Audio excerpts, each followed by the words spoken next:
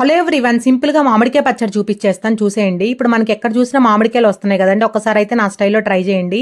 3 మామిడికాయలను అయితే తీసుకున్నానండి. ముంత సైజు మామిడికాయలు అంటారు కదా, అవి వస్తున్నాయి. ఇప్పుడు వాష్ చేసుకొని ఎక్కడ తడి లేకుండా అయితే తుడుచుకున్నానండి. తుడుచుకున్న తర్వాత పైన వీడియోలో చూపిస్తున్నట్టు బుడుపు అనేది తీసేసేయాలి. తీసేసి నా దగ్గర మామిడికాయలు కట్ చేసుకునే నైఫ్ లేదండి, అందుకే ఇంట్లో కట్ చేసుకునే నైఫ్తోనే అలా వీడియోలో చూపిస్తున్నట్టు కట్ చేసేసుకున్నాను. బట్ జీడీ ఏమో పర్ఫెక్ట్గా రాలేదండి. ముక్కలు అయితే అలా అయితే కట్ చేసేసుకున్నాను.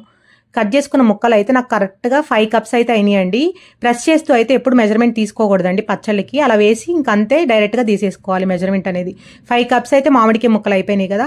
ఇప్పుడు నేను 5 కప్స్ మెజర్మెంట్కి ఒక హాఫ్ కప్ అయితే ఆవాలు వేసుకున్నానండి. ఆవాలు అనేది ఇప్పుడు మనం ఎండలో పెట్టడం కుదరదు కాబట్టి ఫ్లేమ్ని అయితే ఆన్ చేసేసి లైట్గా కొంచెం గోరువెచ్చగా అయ్యేలాగా అయితే ఫ్రై చేసుకోవాలి. అప్పుడు మిక్సీ వేసుకోవడం ఈజీగా ఉంటుంది. చిన్న స్పూన్తో 1 స్పూన్ మెంతులు కూడా అయితే అలా లైట్గా రోస్ట్ చేసుకోవాలండి. నార్మల్గా అయితే ఎండలో పెడతాం కదా, ఇప్పుడు ఎండ రాదు కాబట్టి ఎండ వచ్చినా కూడా ఎండలో తేమ ఉంటుందండి, అందుకోసం ఇలా ఫ్రై చేసుకున్నాను. ఫ్రై చేసుకున్న పదార్థాలన్నీ అయితే మెత్తగా అయితే ఫైన్ పౌడర్ చేసేసుకున్నాను. ఫైన్ పౌడర్ అయిన తర్వాత మామిడికాయ ముక్కలకి ఒక 3 స్పూన్స్ ఆయిల్ బాగా పట్టించాలండి. ఆయిల్ పట్టిన తర్వాత ఒక హాఫ్ స్పూన్ అయితే పసుపు వేసేసుకొని మళ్ళీ ఒకసారి మిక్స్ చేసేసుకొని మనం గ్రైండ్ చేసుకున్న ఆవాల్ పౌడర్ అండ్ మెంతి పౌడర్ అయితే వేసేసుకొని ఒక్కసారి అయితే మిక్స్ చేసుకున్నాను. మెజర్మెంట్ అనేది ఇంపార్టెంట్ అండి, చూడండి మెజర్మెంట్ అనేది ఎలా తీసుకున్నానో.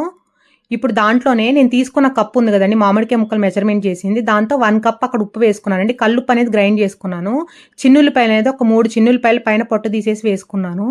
కారం అనేది 1 కప్ వేసుకున్నానండి. 1 కప్ ఉప్పుకి 1 కప్ కారం పర్ఫెక్ట్గా సరిపోయింది.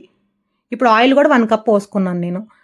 వేసేసుకొని మొత్తం అయితే ఆ వీడియోలో చూపిస్తున్నట్టు మిక్స్ చేసేసుకున్నాను. ముక్కలకి బాగా పట్టించాలండి వేసిన పదార్థాలన్నీ. ఇప్పుడు ఈ మామిడికాయ పచ్చడి అనేది తడి లేకుండా ఉండే బాటిల్లో అన్నా లేకపోతే బాక్స్లో అన్నా వేసుకోవాలి.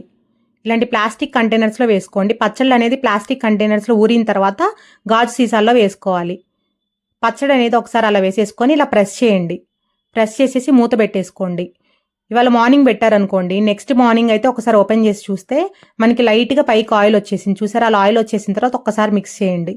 సెకండ్ డే అలా మిక్స్ చేసేసి ఉప్పు కారాలు చెక్ చేసుకోండి. ఏదైనా ఉప్పు కారం తగ్గినట్టయితే ఇక్కడ యాడ్ చేసుకోవచ్చు. నాకైతే పర్ఫెక్ట్గా సరిపోయిందండి.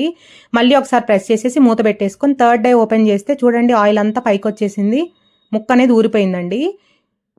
అంతే అండి, టేస్టీ మామిడికాయ పచ్చడి అయితే రెడీ అయిపోయింది. చూడటానికి చాలా యమ్మీగా అనిపిస్తుంది కదండి.